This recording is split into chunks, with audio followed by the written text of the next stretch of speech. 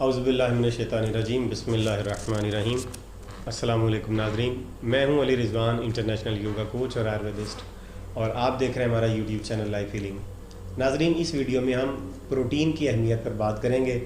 Protein हमारे जिस्म की बढ़ोतरी के लिए और इसके क़याम के लिए बहुत ज़्यादा अहमियत रखता है। प्रोटीन लातीनी ज़ुबान का लफ्ज़ है जिसका मतलब जो ब्रोमीन से निकला है, जिसका मतलब है कि सबसे पहला।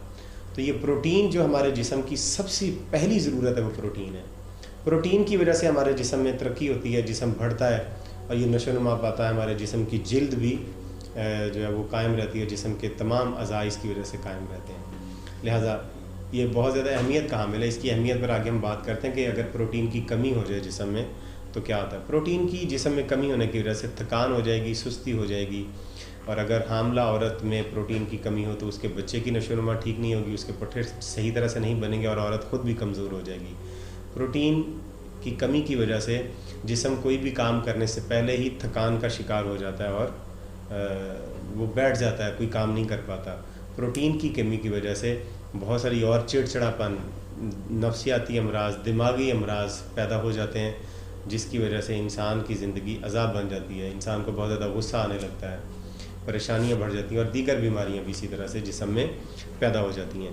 प्रोटीन की कमी के तो ये नुकसानात हैं, लेकिन अगर प्रोटीन जिस्म में ज़्यादा हो जाए तो उसके भी बहुत सारे नुकसान आते हैं। उसकी वजह से भी ब्लड प्रेशर हो जाता है, शरीयानों में गंदगी, अगर जिस्म में प्रोटीन ज़्यादा पैदा हो जाए या ज़्यादा प्रोटीन अगर कोई खा ले तो वेन्स जो हैं जिस्म की वो गंदी हो जाती हैं, उनमें फुजला जमा होना शुरू हो जाता है। पेशाब के अंदर जो है वो फुजला ज़्यादा जमा होना शुरू हो जाता है। गुर्दे और जिगर उससे मुतासिर होते हैं, तो गुर्दे भी ख़राब हो जाते हैं प्रोटीन की ज़्यादती की वजह से, और इसी तरह से जिगर भी ख़राब हो सकता है। दिल के अमराज पैदा हो जाते हैं, जिस्म में जो पट्टे हैं वो बहुत ज़्यादा गंदगी का शिकार हो जाते हैं, और जिस्म के अंदर जहरीले मादे ज़्यादा बन जाने की वजह से और कई तरह की बीमारियाँ भी जिस्म में पैदा होती हैं।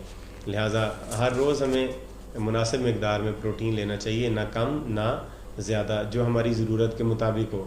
इसके बारे में हमें अपने मुआलिज से मशवरा करना चाहिए। जितना आपका जिस्म है, जितनी आपकी उम्र है, हर उम्र के एतबार से इंसान को अलग तरह से अलग मिक़दार की प्रोटीन की ज़रूरत होती है।